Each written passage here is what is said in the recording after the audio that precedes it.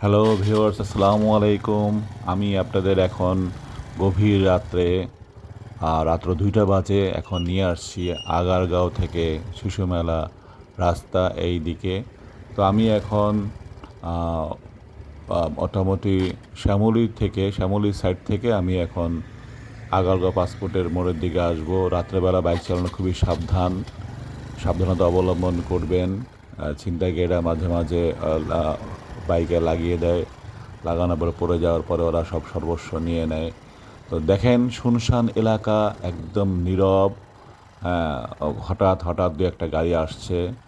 তো আমি এখন শ্যামলীর সাইড থেকে, ওই দিকটা থেকে আমি এই পাসপোর্ট অফিসের দিকে যাচ্ছি। কি নীরব, অন্ধকার, লাইটটা বন্ধ আছে, এখন আমি লাইটটা অন করতেছি।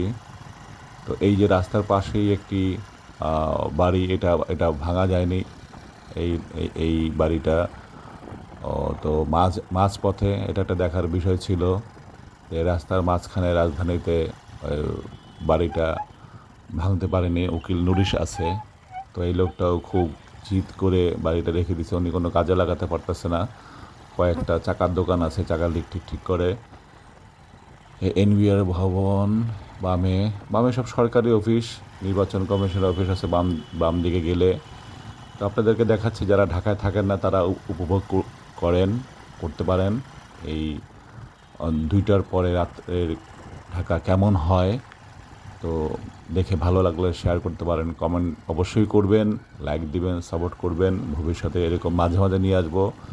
আমার রিলগুলি দেখেন যে সবসময় বিভিন্ন কথা বলে থাকি, উচিত কথা বলে থাকি, মন্তব্য করে থাকি, জীবন সম্পর্কে কথা বলে থাকি।